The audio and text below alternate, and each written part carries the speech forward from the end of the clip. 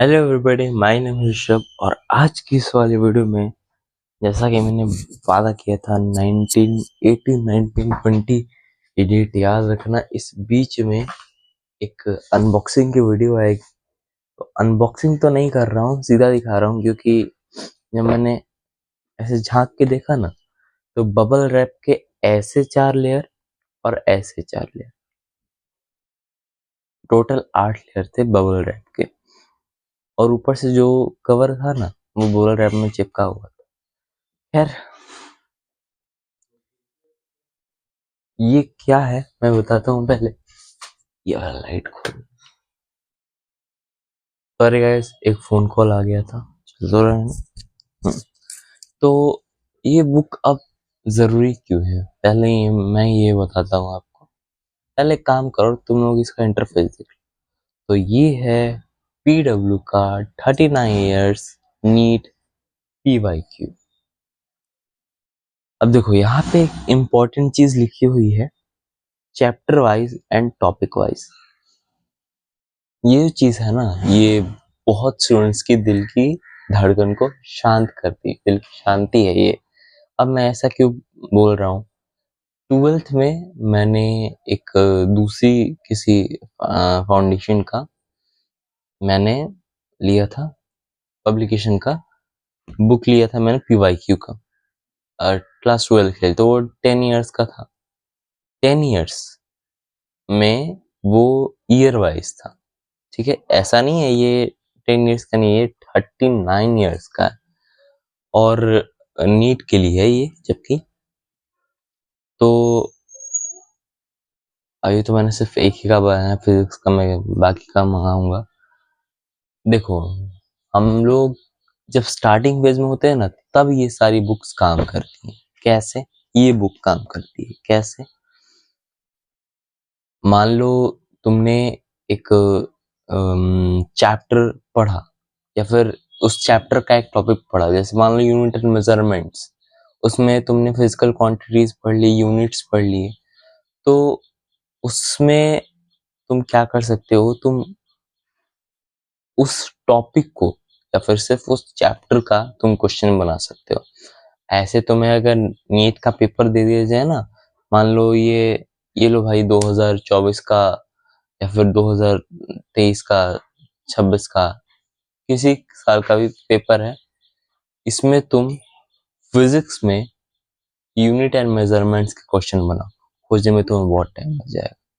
सिर्फ फिजिक्स की अगर बात करें तो खोजने में तुम्हें बहुत ज़्यादा टाइम लग जाएगा। और इसीलिए पहले तो मैं 38 इयर्स का मंगा रहा था, बट फिर मैंने 39 इयर्स का चेंज कर दिया। इसमें क्या क्या मैं बताता हूँ।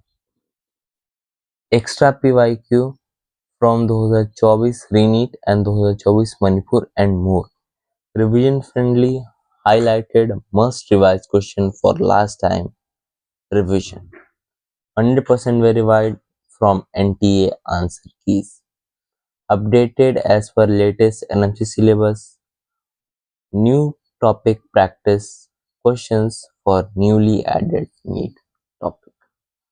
तो इसमें ओवरऑल मैं बताऊं तो ये बुक बहुत ही ज़्यादा अच्छी है ये नीट एस्पिरेंट्स के लिए। मैं तो कहूँगा यही बुक मंगाओ, कोई स्पॉन्सरशिप नहीं है, पहले बता दे रहा हूँ, वैसे भी आएगी नहीं अभी, तो कोई भी स्पॉन्सरशिप नहीं है या फिर कोई भी चीज़ नहीं है।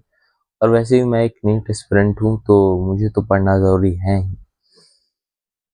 अब देख लेते हैं, थोड़ा इसके अंदर देख लेते हैं चल के। तो पहले ये है 2026 का सॉल्व पेपर। 2026 का हमें नहीं देखना, मैं तो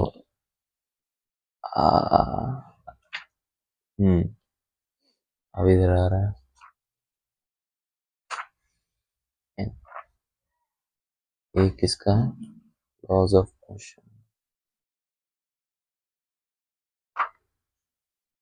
motion in a plane.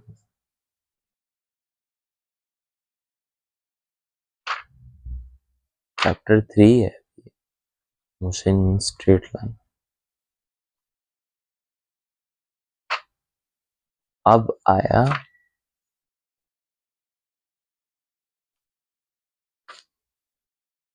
Main class 11 का यूनिट्स एंड मेजरमेंट्स। तो देखो यहाँ पे डायमेंशंस एंड फिजिकल क्वांटिटीज हो गया, यहाँ पे है the international system of units, और ये डायमेंशन ऑफ फिजिकल क्वांटिटीज के ये क्वेश्चंस है, ये सब देख ही सकते हो। डायमेंशन का इसमें बहुत सारे क्वेश्चंस हैं। फिर यहाँ पे आएगा dimensional analysis and its application errors. तो मैं कहूँ तो बहुत ही अच्छा है, क्योंकि जो नए नए बच्चे होते हैं ना, जो मान लो आई एम नीट एस्पिरेंट जो कि अभी अभी नीट की तैयारी करना शुरू किया, तो मेरे लिए बुक बहुत परफेक्ट है, क्योंकि मैं एक चैप्टर पढ़ूंगा, एक टॉपिक पढ़ूंगा और उसके क्वेश्चंस बनाऊंगा। अगर मुझे कम क्वेश्चंस मिले हैं क्लास की ड्यूरिंग, तो मैं और क्वेश्चंस बनाऊंगा। और जहां तक बात आती है ईयर वाइज की, उसमें खोजने में टाइम वेस्ट नहीं करना है। इतना टाइम नहीं है हम लोग के पास कि हम लोग टाइम वेस्ट करें क्वेश्चन ढूंढने के लिए, तो सबसे पहले नहीं। अब ये मत कहने कि भाई तुम भी तो व्लॉग बना रहे हो, तो व्लॉग मैं अलग बना रहा हूँ। मैं ये कह रहा हूँ कि जब पढ़ने बैठते हो, जितना भी तुम्हारा स्टडी आवर होता है, उसमें वेस्ट मत करो। हाँ, उसके अलग पहले से खोज के रख देते हो, खोजना क्यों है, इतनी मेहनत करनी क्यों है, जब तुम्हें सारी चीजें एक साथ मिल रही हैं टॉपिक वाइज, चैप्टर वाइज। तो मैं कहूँगा ये परफेक्ट बुक है, ठीक है। और मैं पीछे से भी यही ये बुक है, और फिजिक्स मैंने केमिस्ट्री और बायोलॉजी की मांगी है। इसमें से तो मैं और कौन कौन सी बुक लेनी चाहिए मैं बताता हूँ। सबसे पहले तो माइंड मैप्स ले लो, अगर ठीक है, for NEET class 11th and for NEET class 12, और पंच ले लो। ये तीनों और ये दोनों, काम खत्म, ठीक है। क्वेश्चंस का काम खत्म। माइंड मैप से अगर माइंड मैप का नहीं मंगाना है तो कोई दिक्कत नहीं, लेकिन क्वेश्चन का काम खत्म। एनसीईआरटी, पंच और ये जो बुक मैंने मंगाई है, इसके तीनों दोनों के तीनों तो ये थी।